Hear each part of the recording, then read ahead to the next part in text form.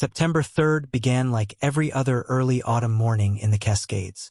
The kind of morning that made people believe nothing could go wrong, if everything had been planned carefully enough. Maren Ostergaard had spent 6 years building that kind of confidence. At 29, she was known among the small community of backcountry photographers in Bellingham as someone who never cut corners. Every solo trip she took followed the same pattern. Routes printed on waterproof paper, water sources marked in advance, weather windows checked twice, exit points identified before she ever left the trailhead. Nothing was improvised, at least not by choice. Her van reflected that mindset. Gear sorted into labeled bins. A satellite messenger charged and range tested before every departure. A paper logbook that never left the glove box, filled with dates, mileage, and elevation notes going back years. Maren wasn't chasing risk. She was chasing a particular kind of silence, the kind that only existed several miles past the point where most people turned around. Photography had become her way of translating something she couldn't say out loud into something she could hold on to. The mountains had never been an obstacle to overcome. They were the one place where everything else went quiet enough to think clearly. The plan for this trip had been sitting on her calendar for 3 weeks. A 6-day loop through the Pickwatch drainage, out along Harlan Ridge, and back down through Cedar Hollow. It was a route with a reputation among the people who knew it, long enough to require real planning, remote enough that a small mistake wouldn't be discovered quickly, but well within what she had done before. She had studied it the way she studied everything, marking distances, elevation changes, water sources, and 2 possible bailout points in case the weather forced a change of plans. It wasn't an ambitious trip in terms of risk. It was ambitious in terms of precision. Before leaving Bellingham, she had sent everything to her older brother, Theo. Not just a message, but a shared document, dates, route, mileage, and the specific evening windows when she expected to have a signal to check in. It was a habit she never skipped. Not because she was afraid, but because she understood exactly how quickly a small uncertainty could become something much larger if nobody knew where to start looking. Theo had read the document the same way he always did, carefully, cross-referencing it against the topographic map he kept saved on his own laptop. There was reassurance in that structure. Maren had done harder trips than this one. Maren always followed through. At the Pickwatch trailhead that morning, there was no disruption to that pattern.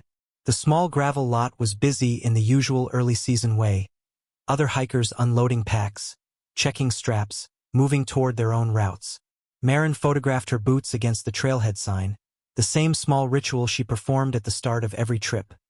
Not for anyone else, just her own private marker that the plan had officially begun. She sent the photo to Theo immediately. The message that came with it was short, almost routine: on my way. Weather's clean. Talk tonight.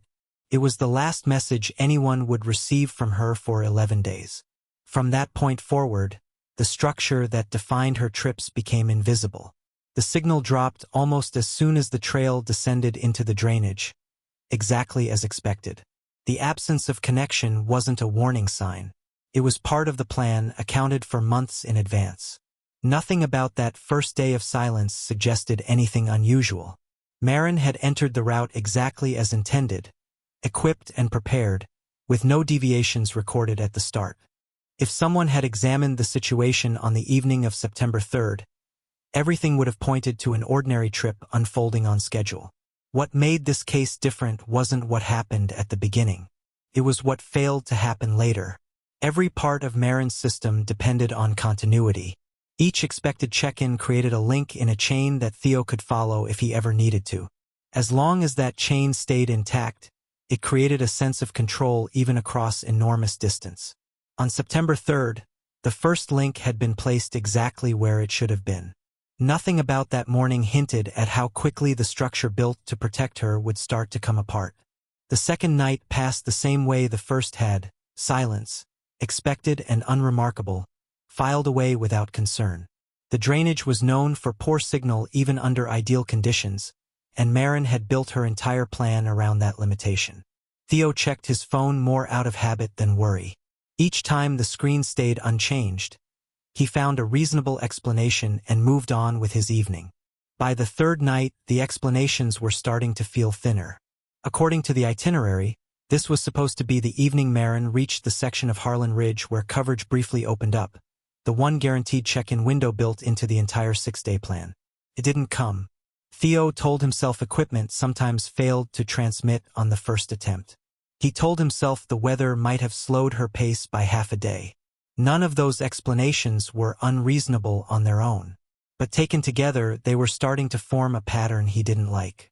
He reread the itinerary that night not for reassurance, but for detail.